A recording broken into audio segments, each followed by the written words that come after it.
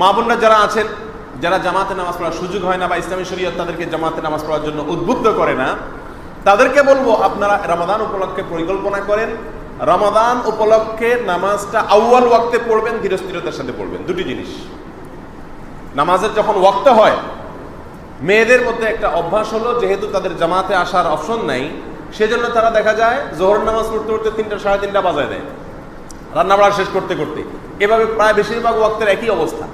এই জন্য রমাদান উপলক্ষে অন্তত নামাজটাকে যদি আমরা সলিড করতে পারি, নামাজটাকে যদি আমরা সঠিকভাবে আদায় করতে পারি, তাহলে বিশাল বড় একটা অর্জন হয়ে যাবে ইনশাআল্লাহ।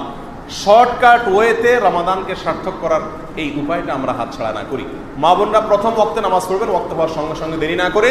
আর দ্বিতীয়ত, নামাজের ক্ষেত্রে অন্য সময় যদি তাড়াহুড়া করে থাকেন, খবরদার রমাদান উপলক্ষে দাঁড়িয়ে সূরাগুলো পড়বেন অত্যন্ত আস্তে আস্তে, ধীরে ধীরে, প্রতিটি আয়াতের পরে দাঁড়িয়ে দাঁড়িয়ে দীর্ঘ সময় নিয়ে রুকুতে যাবেন। তাসবিহগুলো পড়বেন খুব আস্তে আস্তে, ধীরে ধীরে, হুলস্থুল করে নয়, এবং লম্বা সময় ধরে। রুকু থেকে উঠে দাঁড়ালেন, সেখানে দাঁড়িয়েই আবার সিজদায় চলে যাবেন না, দাঁড়িয়ে বেশ লম্বা চড়া দোয়া আছে, রব্বানা লাকাল হামদ হামদান কাসীরান তাইয়িবান মুবারাকান ফি, এরপরেও দাঁড়িয়ে কিছুক্ষণ অপেক্ষা করে তারপরে সিজদায় যাবেন।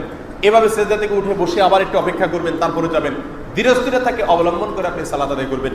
রাসূল আকরাম সাল্লাল্লাহু আলাইহি ওয়াসাল্লামের নামাজ প্রসঙ্গে আম্মা জান আয়েশা রাদিয়াল্লাহু তাআলা আনহা বলেছেন, তিনি রাতে যে তাহাজ্জুদের নামাজ পড়তেন, লা তাসআলু আন হুসনিহিন্না ওয়া তুলিহিন্না, আরে তার সে নামাজের যে সৌন্দর্য ছিল, তার সে নামাজের যে বিউটি ছিল, সে নামাজের যে কোয়ালিটি ছিল, তার নামাজের যে দৈর্ঘ্য ছিল, দীর্ঘ সময় নিয়ে আদায় করতেন।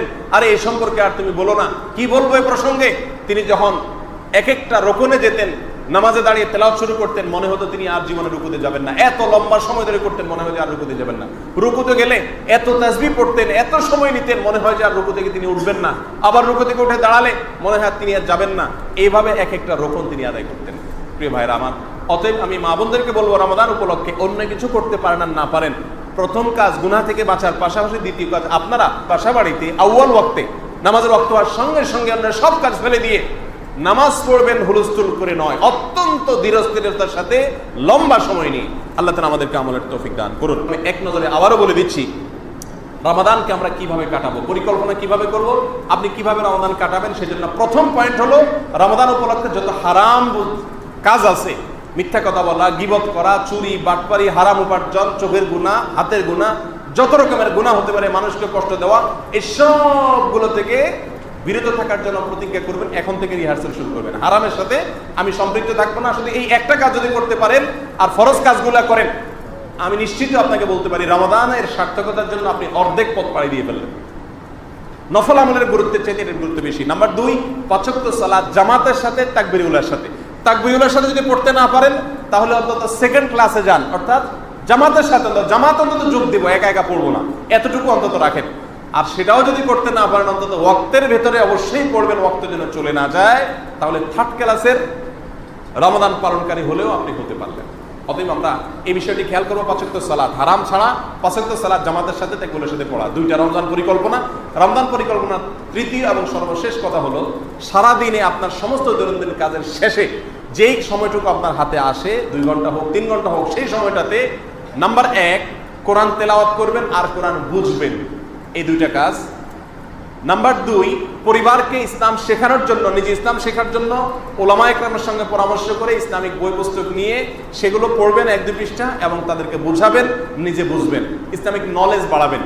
নাম্বার 3 ভোর রাতে এবং দোয়ার যে অবসর সময়গুলো আছে সেগুলোতে আল্লাহর কাছে বিশেষভাবে দোয়া করবেন।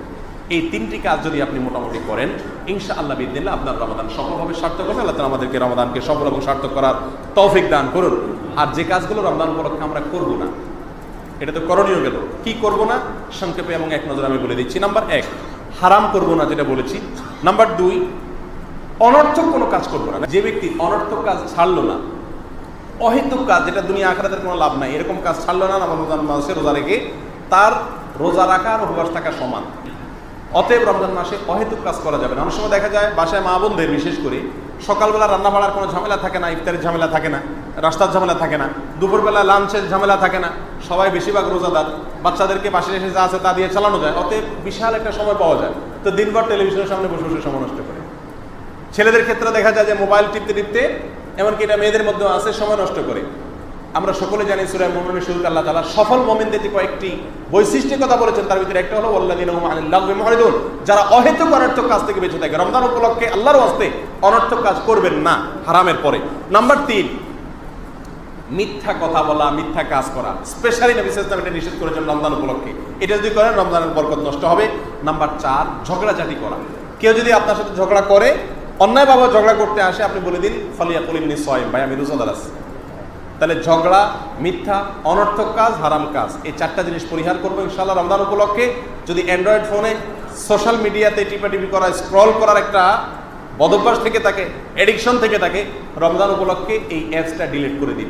আমি অনেক ভালো ভালো মানুষকে দেখেছি রমজান উপলক্ষে তারা এই সমস্ত অ্যাপস মোবাইল থেকে ডিলিট করে দেন, যে 1 মাসের জন্য অন্তত আমি আমার জীবন থেকে বিচ্ছিন্ন করছি, আল্লাহর নৈকট্য